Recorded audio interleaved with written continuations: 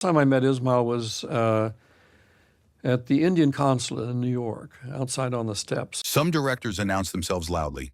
James Ivory whispers with precision. For over 6 decades, he's been cinema's master of restraint. In reply, may I mention Mrs. Best? Not been yourself all day, Henry. Period dramas, literary adaptations, repressed desire, class tensions. From A Room with a View to The Remains of the Day, Maurice to Howard's End, his films breathe with quiet elegance. Nothing is overstated. Everything is felt. But behind every perfectly framed shot, every glance that says more than dialogue, every costume that reveals character, there's an education. Ivory didn't invent sophisticated cinema. He refined it. He studied films that understood subtlety as strength, that treated emotional repression as its own drama. You saw that very much impressed you. And mainly, I didn't see films over and over. I mean, well, apart from like The Wizard of Oz. That proved beauty and intelligence could coexist without compromise. He doesn't make movies that shout. He makes movies that linger. And when he lists his favorites, he's not choosing flashy spectacle. He's revealing his aesthetic soul. These 10 films didn't just influence James Ivory. They taught him that the quietest moments often resonate loudest. 10. The Leopard, 1963. Luchino Visconti's historical epic is about a Sicilian aristocracy facing extinction.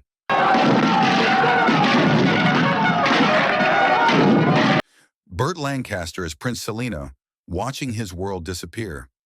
The unification of Italy means his class loses power. Visconti shoots it as elegy. The 40-minute ball sequence. Faces aging in candlelight. Lancaster dancing one last waltz before dawn. What captivated Ivory was Visconti's attention to surfaces. The costumes, the architecture, the food on tables. Every detail is historically accurate, yet none of it feels like a museum display. Visconti understood that objects tell stories, that showing how people lived reveals who they were. Ivory's entire career follows this principle. The Indian furniture in Heat and Dust, the Edwardian interiors in A Room with a View. He learned from Visconti that period films require meticulous research, that authenticity creates immersion, that production design is character development. The Leopard proved that 3 hours could feel necessary, that operatic scale doesn't require abandoning intimacy. 9. Le Règle du Jeu, 1939. Jean Renoir's Comedy of Manners is French society on the brink, a country house weekend, aristocrats and servants entangled romantically.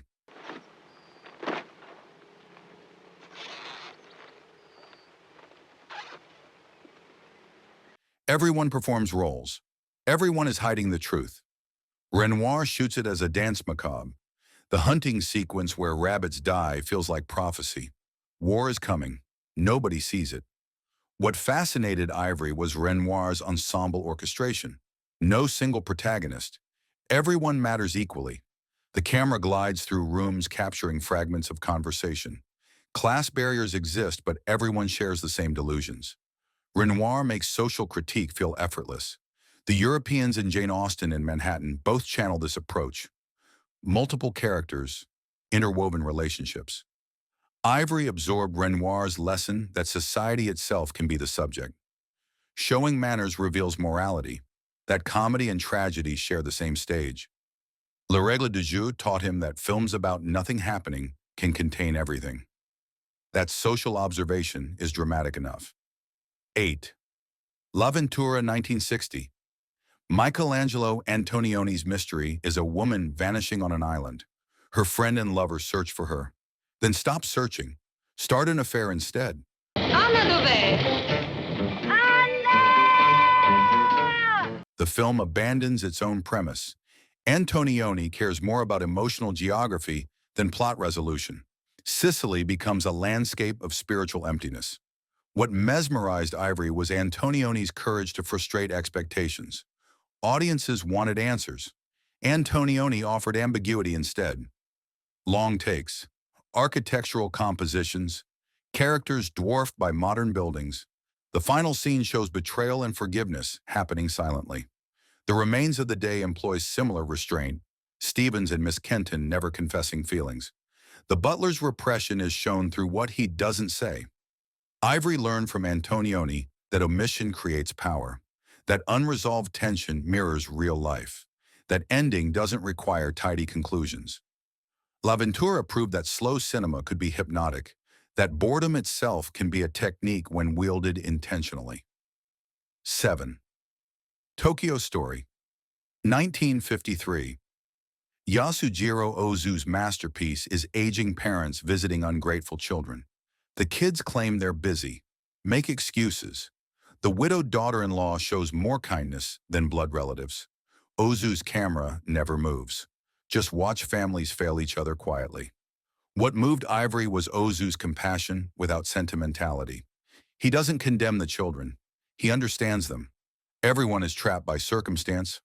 The parents accept disappointment with grace. The final conversation between father and daughter-in-law breaks hearts through understatement. Mr. and Mrs. Bridge captures this gentle observation. Paul Newman and Joanne Woodward as a Midwestern couple growing distant. Small moments of disconnection accumulating. Ivory learned from Ozu that domestic drama doesn't need heightening. Observing daily life reveals profound truths. That static cameras force attention on performance. Tokyo Story taught him that minimalism requires maximum control, that simplicity is the hardest thing to achieve. 6. The Philadelphia Story. 1940, George Cukor's comedy sparkles with verbal wit. Katharine Hepburn as socialite Tracy Lord. Cary Grant as her ex-husband. James Stewart as the reporter covering her wedding. Beautiful. And sweet. Text. Yes, yeah. She was quite a boat, the truth. Everyone is drinking champagne. Everyone is trading barbs. Cukor stages it as a theatrical farce that feels cinematic.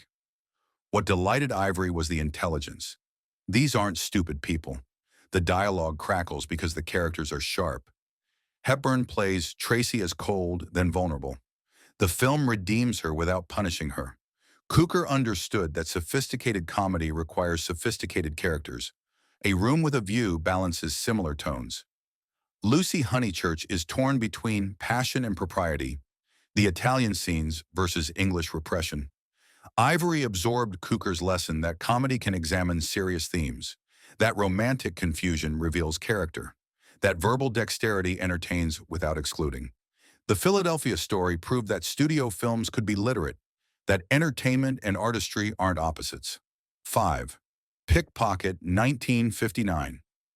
Robert Bresson's spiritual drama is a thief seeking transcendence through crime.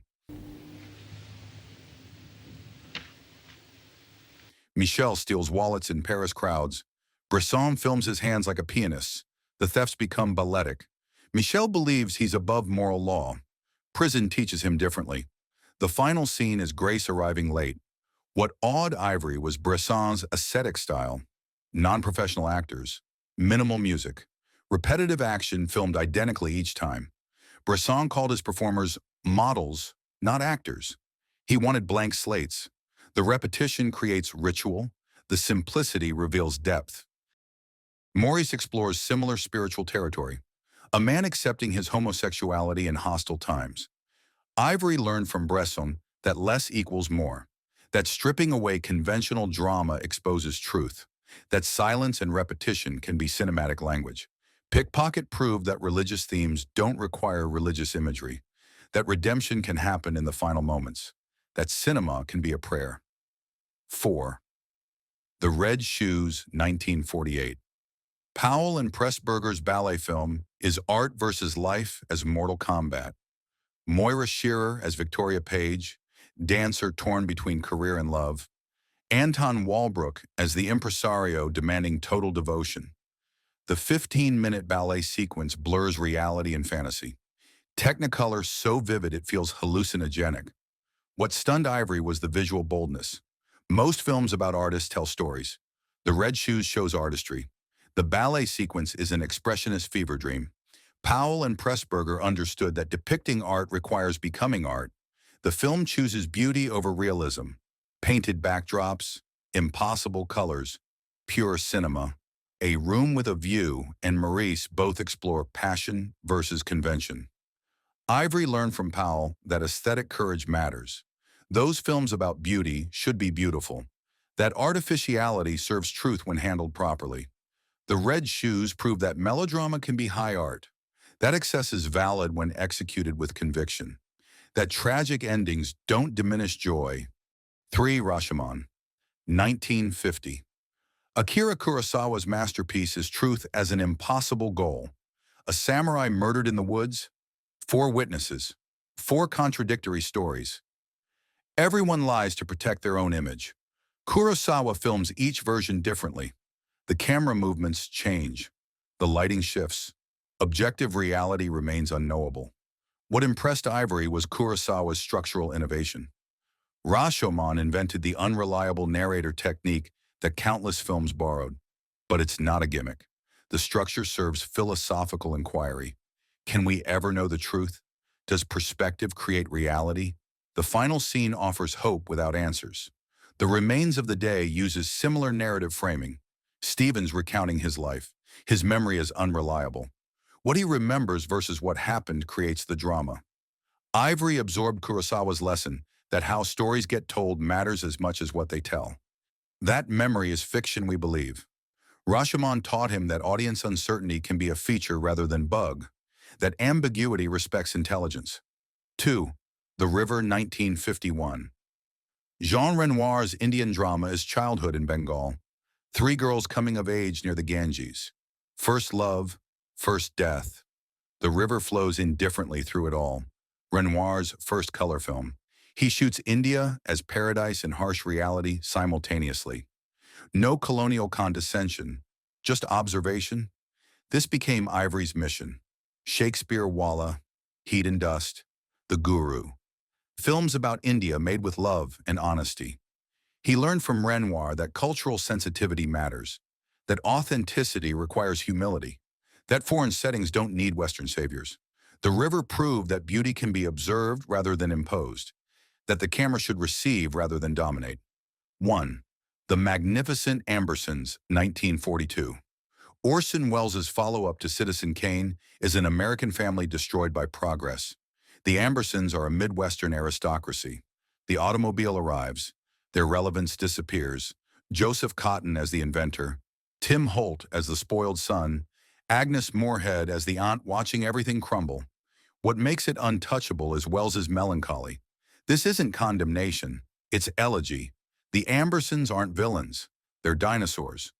Wells understood that progress has casualties, that old money and old values must die for new worlds to be born. The film mourns even as it acknowledges necessity. The studio destroyed Welles's ending, reshot it, cut 40 minutes. Yet masterpiece remains. It's been a long time. The deep focus. Moorehead's kitchen scene done in a single shot. Bernard Herrmann's score is as mournful as a funeral march. Every Ivory film explores similar themes. Class structures dying, old orders giving way. Maurice shows sexual liberation emerging. The Remains of the Day depicts service culture's end. Howard's End examines English society transforming. He learned from Welles that change is tragedy and triumph simultaneously, that nostalgia and progress coexist painfully.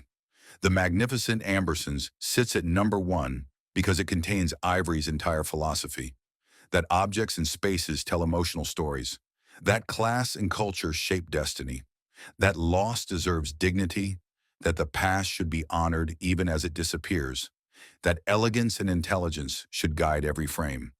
James Ivory never rushed. These 10 films taught him not to. They showed him that patience is cinematic virtue, that restraint creates power. Those surfaces reveal depths. Which film surprised you? Share your response below, and subscribe for deeper examinations of directors who treat cinema as literature made visible.